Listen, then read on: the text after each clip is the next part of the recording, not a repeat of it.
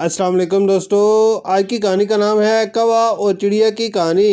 ایک گھنے پیڑ پر ایک کوا اور ایک چڑیا رہتے تھے۔ دونوں پڑوسی تھے مگر مزاج میں زمین آسمان کا فرق تھا۔ کوا ہمیشہ چیختا چلاتا، دوسروں کو تنگ کرتا اور خود غرضی کی زندگی جیتا، جبکہ چڑیا نرم دل، خوش اخلاق اور مددگار تھی۔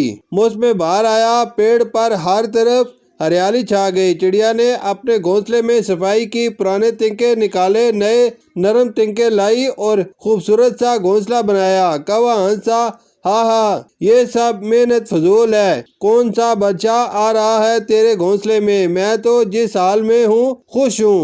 چڑیا نے نرمی سے کہا، ہر چیز کا وقت ہوتا ہے، کل کو اگر بارش ہوئی یا آندھی آئی تو تیرا کھلا گھونسلہ تجھے پریشان کرے گا۔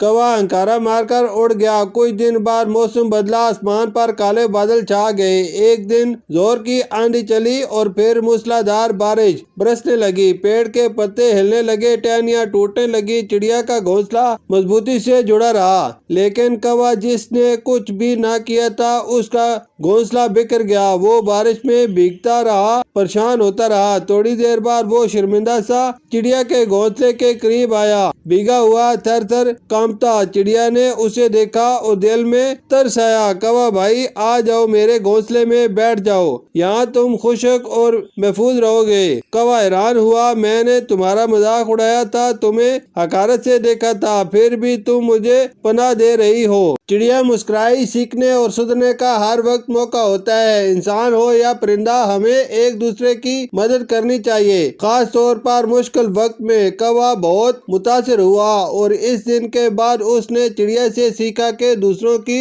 عزت کرنا، وقت پر تیاری کرنا اور عاجزی اختیار کرنا ہی اصل خوبی ہے۔ سبق: زندگی میں خود غرضی کے بجائے محبت، سچائی اور مدد کا جذبہ رکھنا ہی اصل کامیابی ہے۔ وقت کی قدر کرو اور دوسروں کو کبھی حقیر نہ جانو، کیونکہ وقت سب کو سکھاتا ہے۔ شکریہ۔